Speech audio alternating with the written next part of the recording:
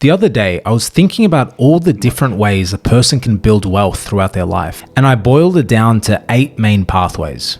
Welcome back to Coach Stack, your secret weapon in business, investing, and personal growth. So the reason it's important to think about your pathway is because we're exposed to so much content these days and different ideas on how to have the perfect career or business. And if you let it all in, you'll feel extremely overwhelmed and probably not accomplish very much. And if you really analyze your options and understand the pros and cons of each, together with your own strengths and weaknesses, it can give you a lot of clarity. And with that clarity, you can begin to be very selective with where you spend your time and how you operate on a day-to-day basis. Now, the first pathway is a regular job. And contrary to what's trendy at the moment, there's nothing wrong with this option at all. Not everyone needs to be an entrepreneur or a business owner. And I'm not going to get into job choices because that's going to be very dependent on who you are. But what I will say is that if you can find a job that has some kind of profit sharing or stock options, that's going to be much superior if you have the ambition to build serious wealth. There's no guarantee, of course, and you should never choose a job just for this reason. You should choose a career path that you're going to be obsessed with. The more obsessed you are with something, the more likely it is that you're going to get very skilled. And like we all know, skills pay the bills. But the second pathway is building a startup. And this is very broad, but starting your own business can be very rewarding, assuming you have the right temperament for it. There's an endless amount of businesses you can potentially start, but at a high level, there are 3 types. There's service-based, which is like an accounting firm or a landscaping business.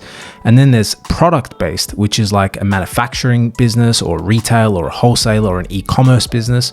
And then there are platform-based businesses like websites and software companies and content-based or media-based businesses. And if you want the highest probability of success, then start a simple service-based business. Yes, you'll be exchanging your time for money initially, but this is the fastest way to get revenue in the door and start building your skills. Product and platform-based businesses have much more potential to scale big, and they're valued higher, but they're also harder to execute and have much longer timeline to success typically. The other thing to keep in mind about startups is that most of them fail, unfortunately. Even when incredibly brilliant people are leading them, the vast majority still fail, and I'll explain the way around this later in this video. Now, the rest of the options are all investing-based. Pathway number 3 to building wealth is investing in crypto.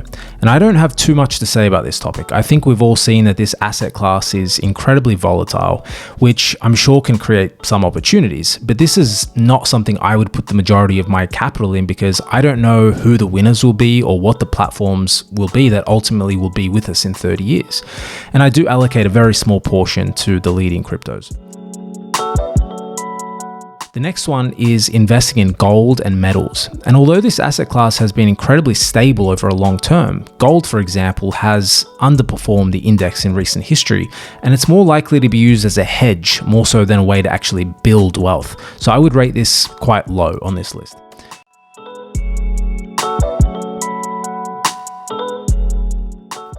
The next one is choosing public equities. And this is a tricky one because unfortunately most people can't choose stocks and even beat the S&P 500 index. Even most professional fund managers can't beat the index.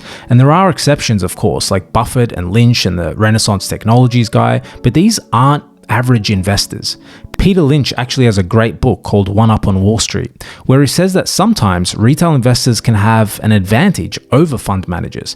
And that's because fund managers have to abide by very strict rules, like sometimes they can only buy things in certain sectors or above a certain minimum market cap. They might have to follow traditional portfolio balancing theories and so on. So he says that average people can sometimes have a very powerful insight that can lead to market outperformance. And I absolutely agree with all of those points, but I still probably wouldn't bet on the average person doing well choosing stocks over the very long term. Where I do like this strategy though is when you really believe in a company and you're willing to invest the time to keep up with all the quarterly reports. And if you believe the stock has what we call compounder potential, where it keeps compounding year after year at a very high rate, this is where the true opportunity lies if you get it right. But again, it's easy to look back and say we should have bought Apple or Amazon or Netflix back when they were undervalued. It's much harder to spot these incredible compounders back when they seem to be risky startups. The public markets also have some amazing benefits like the liquidity, which means the ability to enter and exit positions really quickly, and the transparency of the company financials and the ability to buy assets all over the world with a single click, and many other benefits. But you do have to keep in mind that very few people can consistently make great investing choices themselves as retail investors. In fact, most retail investors these days hold a stock for an average of only 5 months, which is not good. And if you do want to go down this pathway, I would invest in learning how to work on your emotional temperament just as much as you learn how to do stock analysis. And speaking of stock analysis, I actually believe that there's so much power in understanding public companies, not always just to buy the stock, but to pick up golden nuggets and then apply them to your own projects. The public markets are an incredible invention if you think about it. You have this incredible resource where some of the best companies in the world literally have to publicly reveal almost everything about their operation. Obviously, many things won't be relevant to you, but some will be. And I'll be making more videos analyzing the fundamentals of a lot of companies, so don't forget to subscribe. One last point on this pathway is dividend stocks. And these are great if you can build up a nice portfolio over the course of your life. If you can build it up to a couple of $1 million, let's say, you might be able to have a completely passive income stream of about $100,000 per year, depending on the yields, of course. The next pathway is similar, but instead of buying individual stocks, you can just buy entire baskets of stocks called index funds. And this is typically a better choice for most people because you don't have to keep up to date with individual companies. You can effectively buy a slice of the entire economy. In the US, the S&P 500 is a very popular choice, and as you can probably tell by the name, it contains 500 leading US listed companies. And in other countries, there are tons of index funds that usually track the top companies as well. You can also buy themed ETFs. But again, you have to be careful because then you're reducing your diversification by sticking to a certain sector. The whole point of index funds is that you have inbuilt diversification. So if one company goes bankrupt, it doesn't eliminate your entire investment. Or if one sector is getting destroyed, your portfolio stays healthy. And that leaves us with the final two pathways, which in my opinion have the most potential to grow wealth quickly, but there are also some major risks to keep in mind. Pathway number 7 is real estate.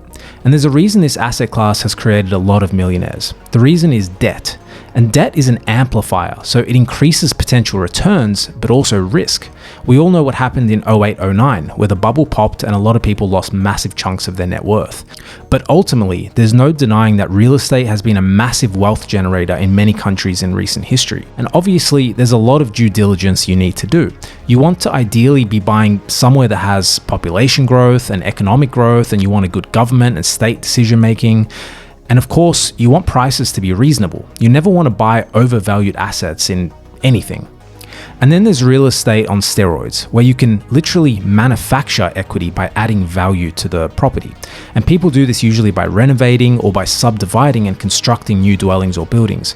And that's when you can really increase value quickly. But again, the thing to be careful with is debt. If you can raise capital through equity and partnerships, that's typically much safer.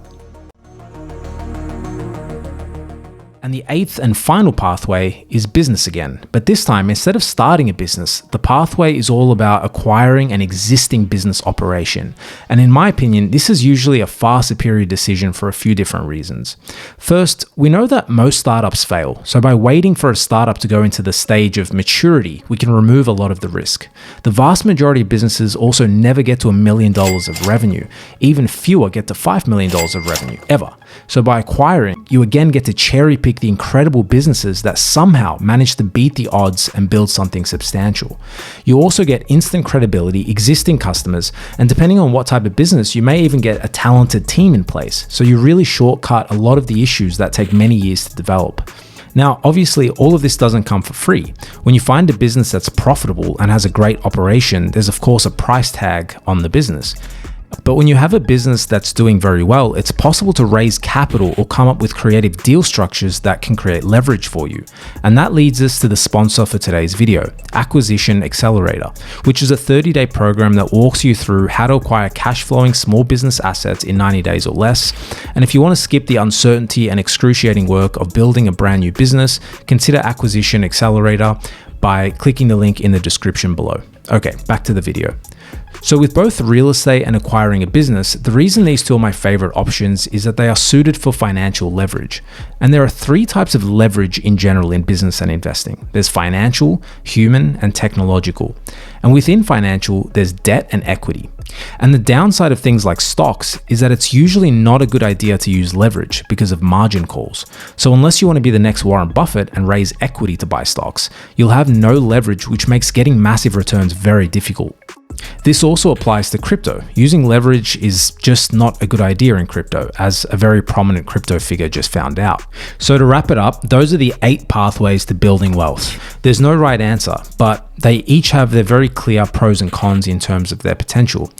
If you want to maximize your cash on cash returns, then business and real estate acquisitions are probably going to give you the most leverage. If you want to do something from scratch, you can launch a startup or a side hustle, and this can be service-based, product-based, platform-based, or a mix of those.